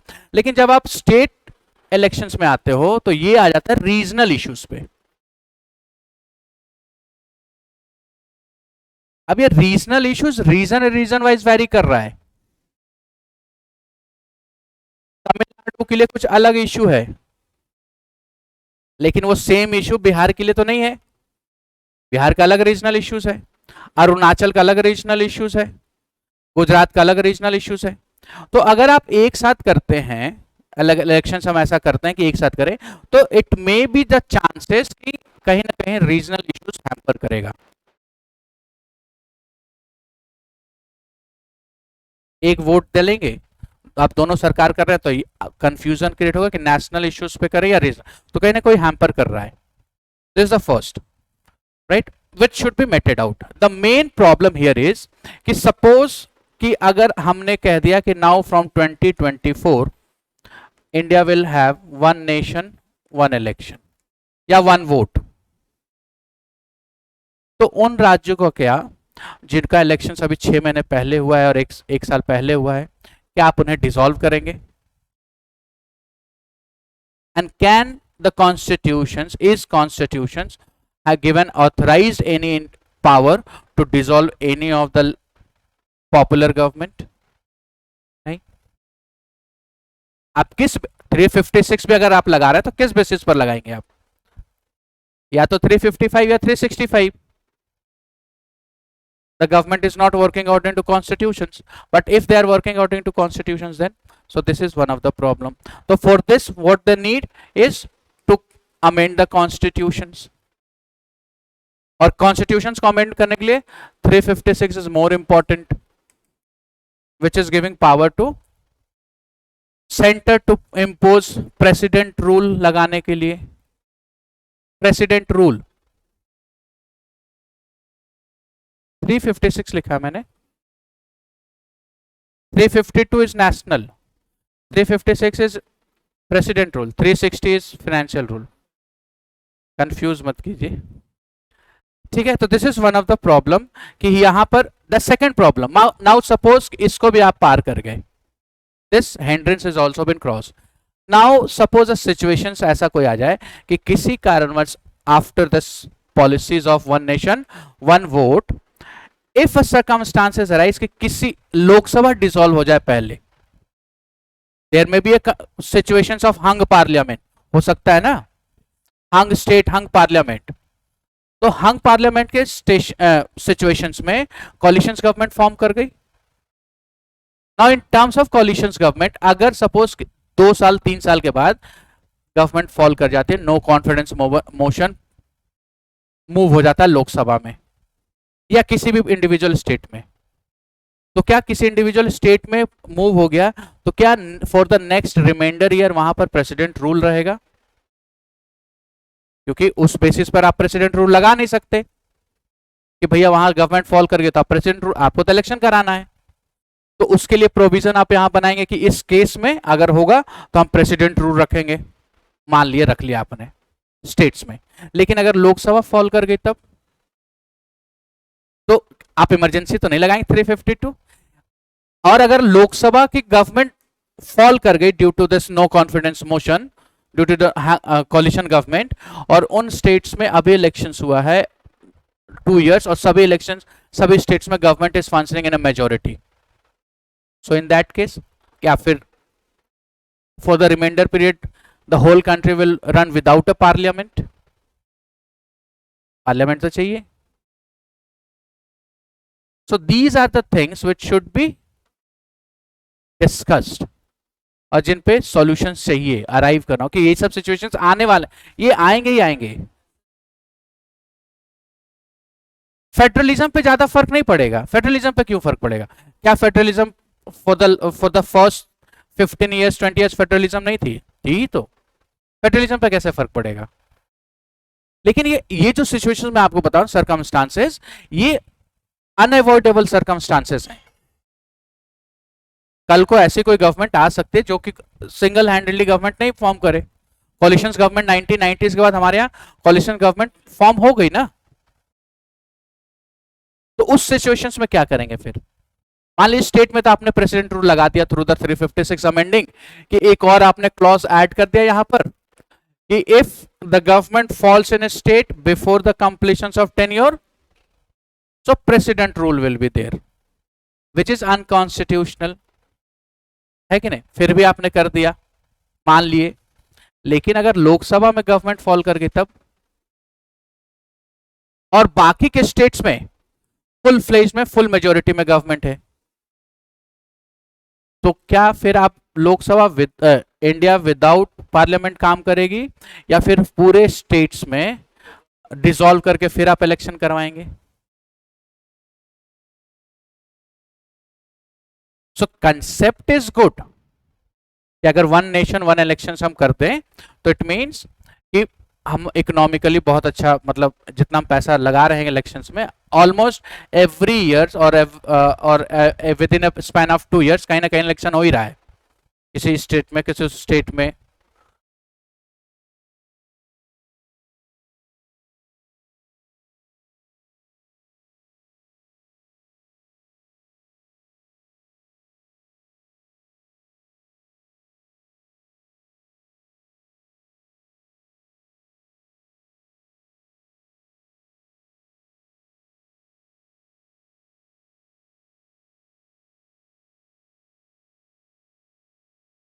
नहीं, वो डिफरेंट, वो बंद नहीं होगा, वो बिल्कुल इलॉजिकल ये है, आर्गुमेंट है। वो वो अलग है, वो तो बंद ही नहीं हो। क्या यहाँ पर आज 10 रुपए में भी वो अपार्टमेंट बना रहे हैं, कल 2 रुपए भी खर्च होगा फिर भी अपार्टमेंट बनाएंगे? वो तो बनाएंगे ही बनाएंगे। वो मेन कंसर्न है ही नहीं।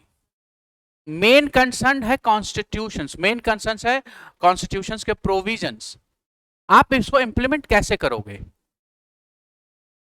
क्या फिर से इनिशियली सब कुछ क्लीन स्लेट करके करोगे? पॉसिबल नहीं है ना। मान लीजिए 2024 में आपने ये डिसाइड कर लिया कि नहीं, we are going to have a one nation one vote, तो व्हाट अबाउट दोज नेशंस जो 2022 में इलेक्शन हुआ है जिनके यहाँ, चलिए मान लीजिए जिसके 4-4.5 साल हो गया इलेक्शन को, आप करा दिए 6 महीने पहले, लेकिन जिनके यहाँ सिर्फ 2 ही साल हुए इलेक्शन हुए उस स्टेट्स में, उनके यहाँ क्या?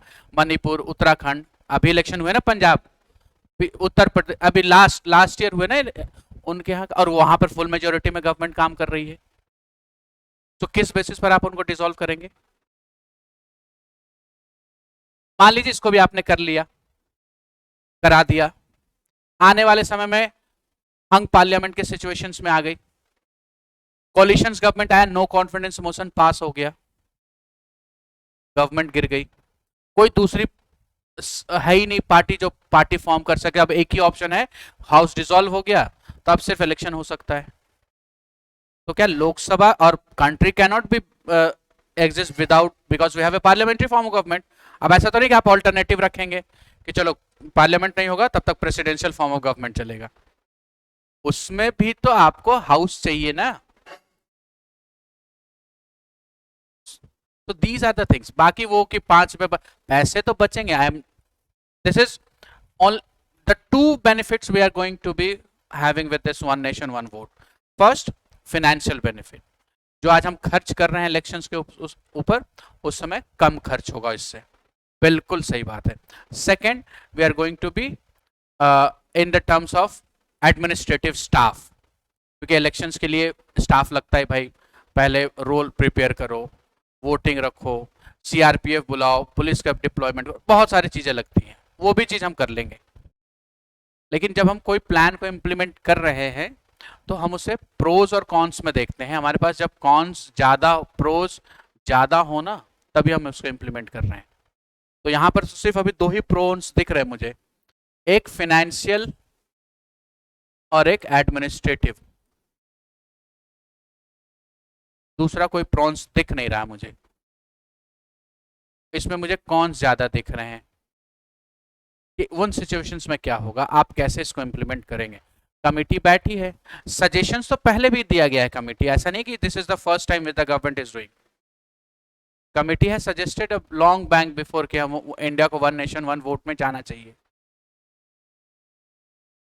लेकिन इंडिया तो पहले भी गई है 1951-52 में, पहले इलेक्शन से 62 तक। केरला में डिस्टर्बेंस, वहां से प्रेसिडेंट रूल लगाया आपने। अब 90s के बाद का अगर आप टाइमलाइन देखिए तो पार्लियामेंट में कोई भी किसी भी गवर्नमेंट 1 साल 2 साल से ज्यादा चली नहीं।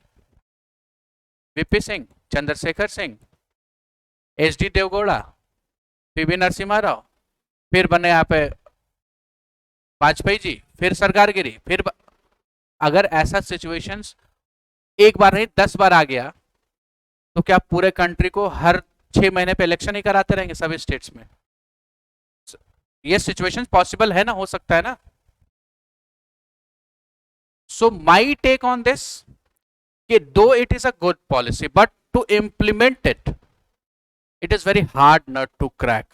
इन सभी सिचुएशंस को देखते हुए, कंसीडर करते हुए हमें इस पॉलिसीज पे आगे बढ़ना चाहिए, तभी होगा, नहीं तो बहुत then it will be impact the constitutions.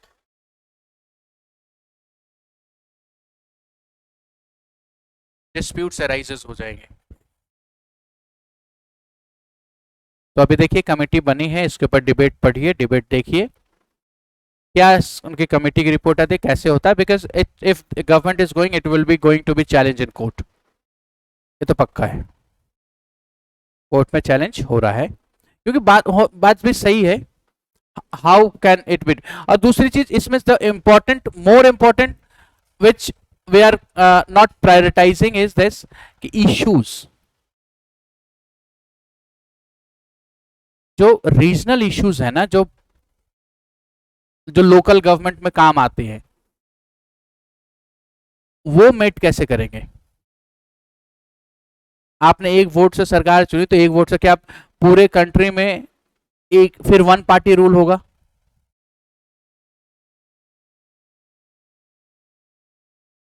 कि वहां सरकार उसी की ये भी नहीं हो सकता। पार्लियामेंट्री फॉर्म ऑफ गवर्नमेंट है, मल्टी पार्टी सिस्टम है हमारे यहाँ। So these are the things which we need to discuss the authority before going for it. ये ऐसे मैटर नहीं है जिसको रातों रात इंप्लीमेंट किया जा सके, अब बहुत डेलिब्रेटली, बहुत सेंसिटिव मैटर है। So this should be deliberated at the highest level with the all party concerned should be indulged into this. Election commission, law commission, states, all parties involvement, parliamentary government,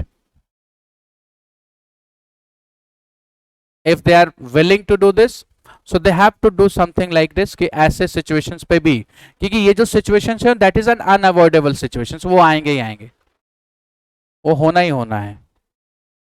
तब हम क्या करेंगे? State में तो आप president rule लगा देंगे 356 को अमेंड करके, कर लिया आपने, ठीक है, लेकिन लोकसभा ही डिसॉल्व होगी तब कैसे करेंगे?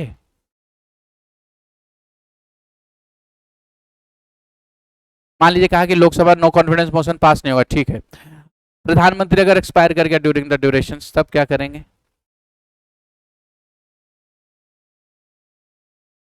तो बहुत सारे ऐसे सिचुएशन जिस पे काम करने की जरूरत है under this. So for me it is not something which is to be implemented haphazardly. It needs a very deliberate deliberations, a detail, a minute detail. Macro level पे काम नहीं, माइक्रो लेवल पे काम चाहिए इसके लिए। और कोई अगर ऐसी कोई थ्योरी है, ऐसी कोई एग्जिस्टेंस है तो उसकी स्टडी, क्योंकि लॉ बना देना it's not an tough, implementation is more important ना। So this is has to be done. देखिए फिर कैसे करती है वो सरकार। Is it clear? चलिए, सो लास्ट आपने क्या लिखा है?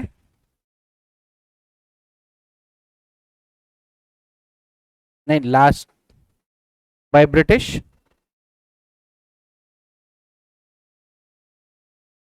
white paper British, and the last one is, the fourth is all party conference. Acha, what you have written, the white paper published by the British government in 1933, which is based on third roundtable conference, and the last document is all party conference.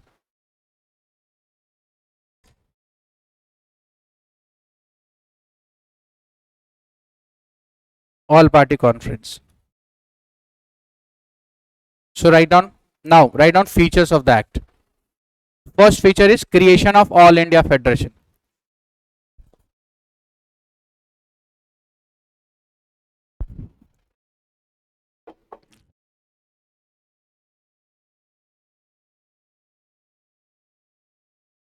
First, the federation was consist of creation of All India Federation. This federation was to consist of provinces, that is British India, and princely states. Provinces and princely states. Provinces and princely state. Provinces mean British India and princely state. Was consist of provinces. Provinces and princely state. Provinces, British India, and princely state. Next, the provinces in British India would have to join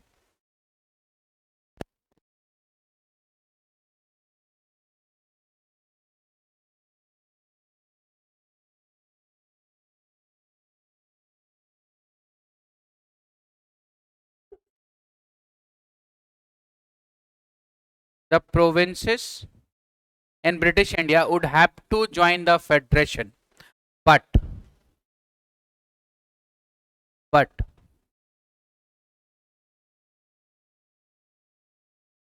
for princely state it was an optional.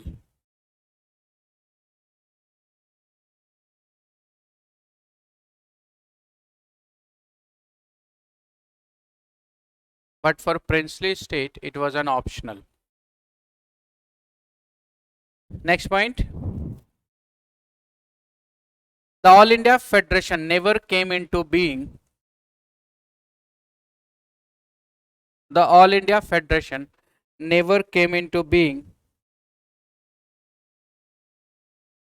Never came into being, BEING, because princely state did not join it.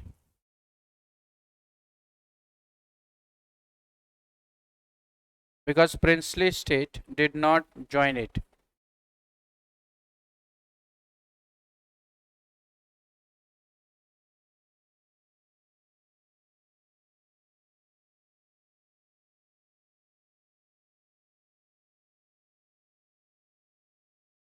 Options दिया था कि आप join कीजिए, क्योंकि arrangement British India का उनके साथ अलग था ना, इसलिए. So this is the first provisions of 1935. Second, division of power by Government of India Act 1935. Division of power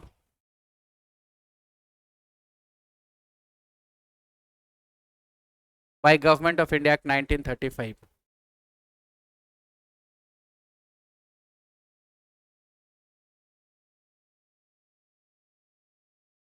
The act divided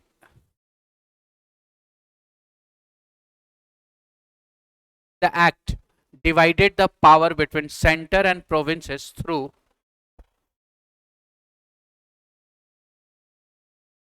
the act divided the power between center and provinces through the three list. Through the three list. First is federal list consisting of 59 items.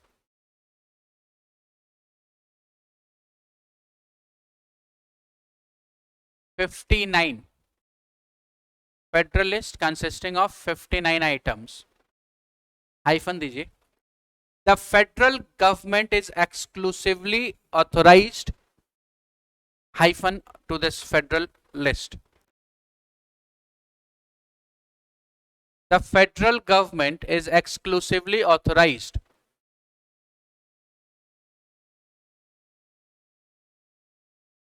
to legislate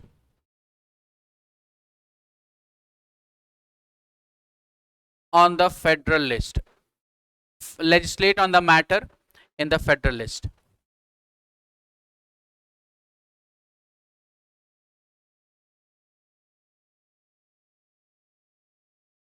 Take second is state list. Provincial list, state मत लिखिए, provincial list लिखिए because it was during the Britishers ना. So it is provincial list consisting of 54 items. Hyphen. Second is provincial list consisting of 54 items. Hyphen. Provincial legislative assemblies were authorized. Provincial legislative assemblies were authorized to legislate on the matter in this list.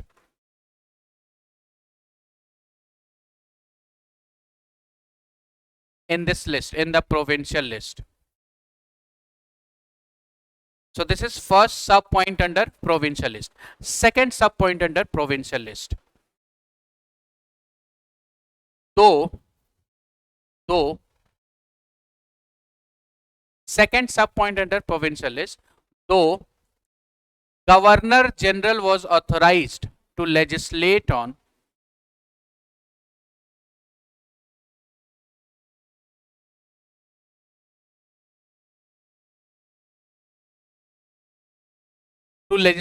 provincial list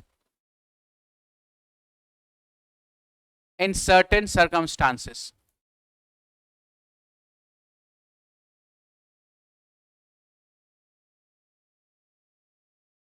First circumstances, in case of emergency. In case of emergency. Second, when two or more than two provinces agreed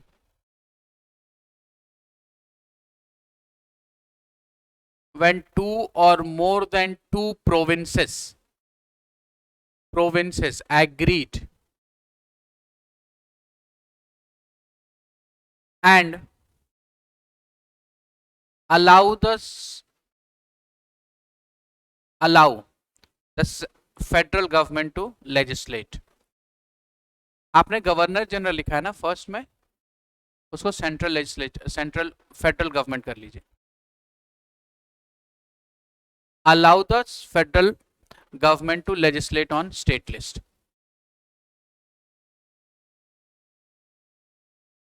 ठीक है, is this clear? सो आपने first में governor general लिखा है ना, उसको federal government कर लीजिए. So this is related to the state list.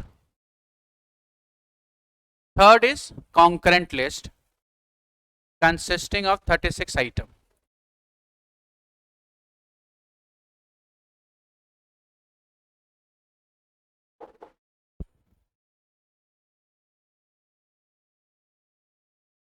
Concurrent list consisting of 36 items. Both the federal government and provincial both the federal government and provincial government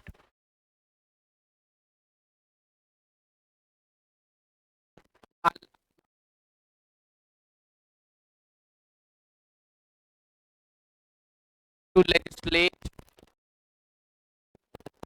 with respect to concurrent list.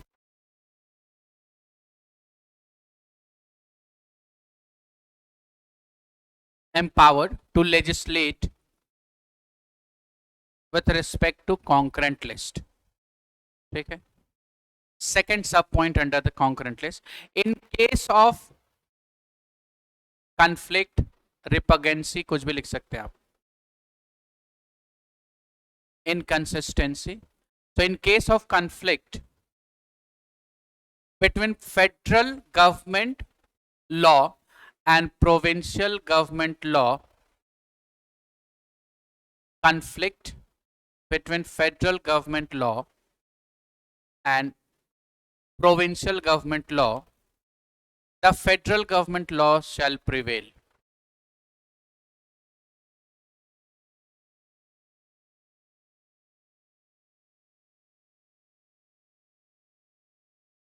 Federal government prevail, लिखिए लिखिए, मुझे पता है मैंने क्या बोला था, federal government shell prevail. But अब वो है जो अब आप जिसकी बात कर रहे हो, but write down, if governor has reserve the provincial bill, if but if governor had reserved the provincial bill for the consideration of governor general for his assent,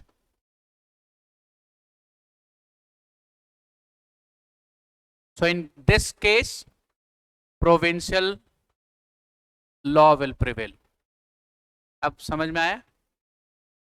इसे थोड़ा वेट कीजिए. Is it clear? So in this case, when the bill has been reserved by the governor, so provincial law will prevail, right? This is the list. ठीक है. Next point, the residuary power. The residuary. Now this is out of this sub point. आपने 3 point लिखा है, federal, state, sorry, provincial and concurrent. तो fourth point है the residuary power. The residuary power is vested with the governor general.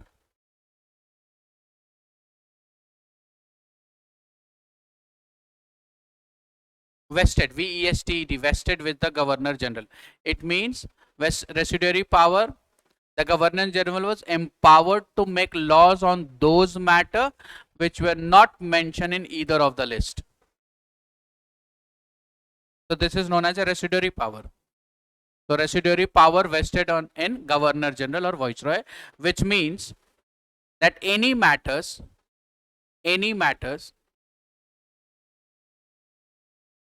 which is not enumerated or included or mentioned into any of the 3 list. Option दिया मैंने आपको, mention या included in any of the 3 list.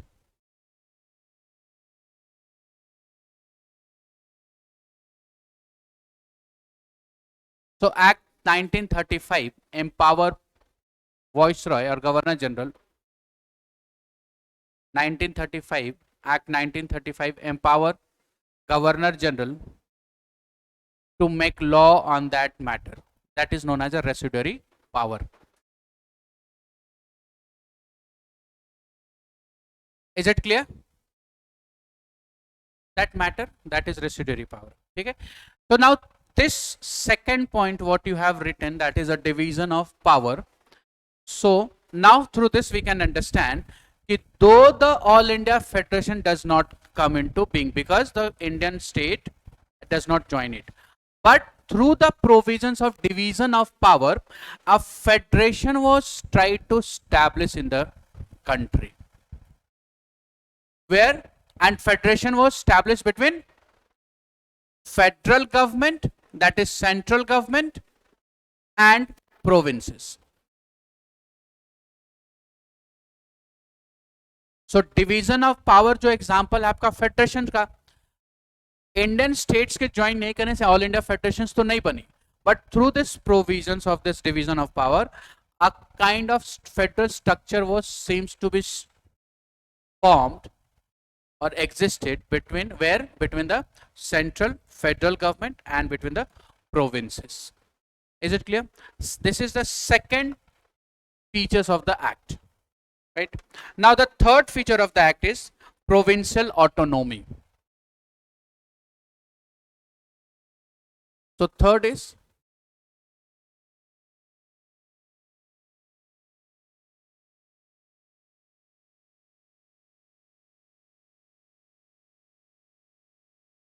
provincial autonomy. Now to understand this, आप government of India act 1919 को याद कीजिए. Government of India act 1919 में provinces के पास पावर था लेजिस्लेट करने का, अपना बजट पेश कर सकते थे, but that is not an sovereignty, that is a delegation of power from the centre, right. वो कौन दे रहा था? गवर्नर जनरल जो दे रहा था, उसी के थ्रू वो कर रहे थे. इट मीन्स कि द कॉन्स्टिट्यूशनल हेड, हम अगर जिसकी बात करें, the head of the provinces is governor, which comes to the subordinate of Governor General according to Article Act 1919. Yes or no? Right? But through this act, the governor was come as a representative of crown in the provinces, and governor was made to act on the advice of Council of Ministers.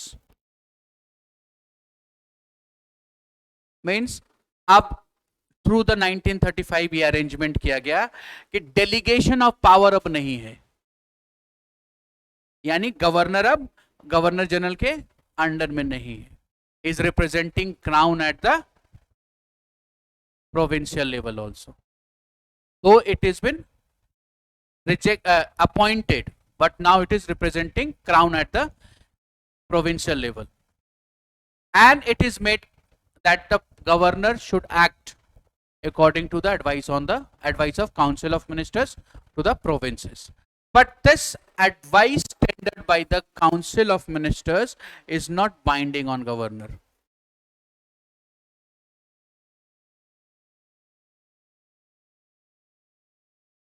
Which means the Act 1935 gave a constitutional discretionary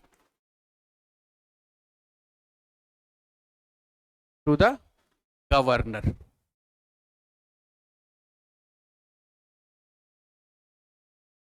autonomy तो दे दी गई. Autonomy कैसे दिया गया? जो head of the state है, आपका जो head provinces का हेड है, उसको फ्री कर दिया गया. कहा गया now you need to act according to the advice of the council of ministers, but that act was not an binding advice. पहली चीज. Second, the governor has given us some constitutional discretion. It means appointment of the ministers and removal of ministers from council of minister is done by the governor on individual basis, on his discretionary basis. तो autonomy तो अभी भी नहीं रही. वही मैं कह रहा हूं, रहा ही नहीं autonomy. And similarly the second thing, more important, though this provision was provided by 1935, but still the functioning of the administration is working on the act of 1919. कोई काउंसिल ऑफ मिनिस्टर्स रखा ही नहीं गया, बनाया नहीं गया. इलेक्शंस कब होती है? 1937 में. तो 1937 से पहले तक they are working on the executive head, executive advisor, those who are appointed by the governor general to his council and by governor. This is one of the conditions. Second, now suppose that governor has been authorized with the constitutional discretionary one to remove or appoint. Second, it says that the governor has a power to reserve the bill for considerations of governor general, and there are certain bills which cannot be introduced in the legislative, provincial legislative, without the advice or previous sanction of governor general. उनके restrictions impose किए गए through making governor the supreme, through making the governor general to interfere in the administrations. Is this clear? ठीक है. So right now provincial autonomy related to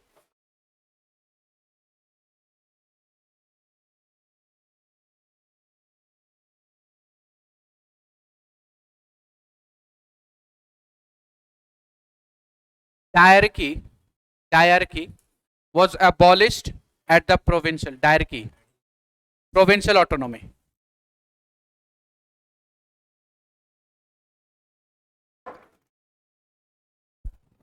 Diarchy was abolished at the provincial level.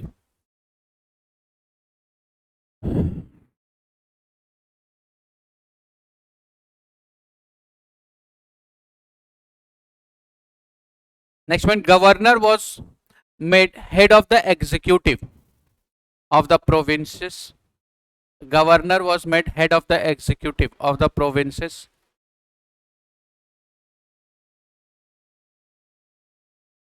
Head of the executive of the provinces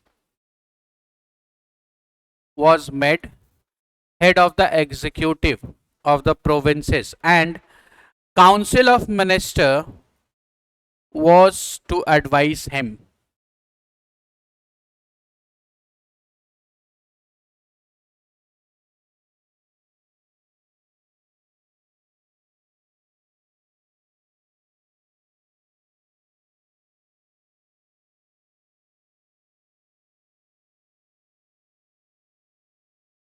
Was to act him, advise him.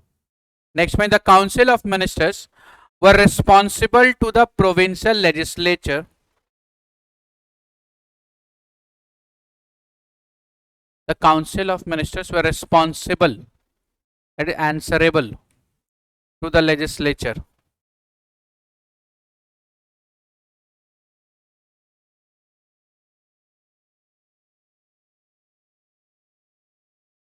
Next point. The governor is empowered with constitutional discretionary. Governor is empowered with discretionary power. Do you understand the meaning of discretionary? What is discretionary? So,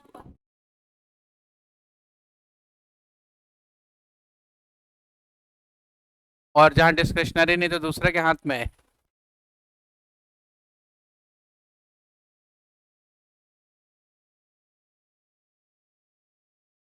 Discretionary acting on its own without an advice.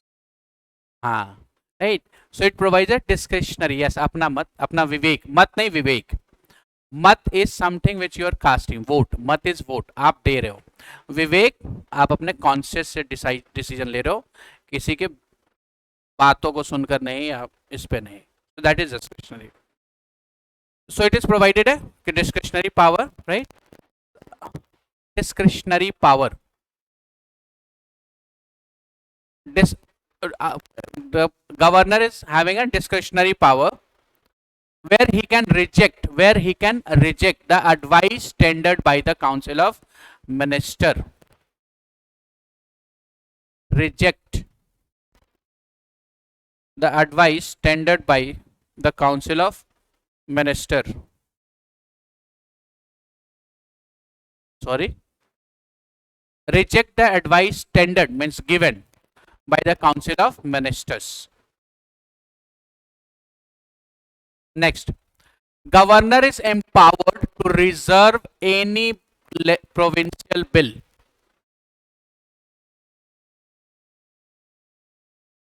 Empowered to reserve any provincial bill.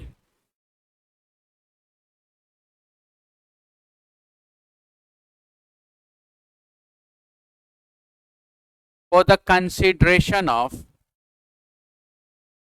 Governor General. for the consideration of Governor General. Next, the British authority have power to suspend provincial government.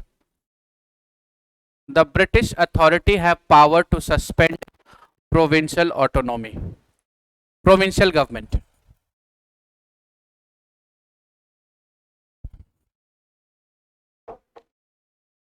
Provincial government means dissolve, उसको खत्म करने का भी power किसके पास था? Provinces के पास नहीं था, rather it is to the British government.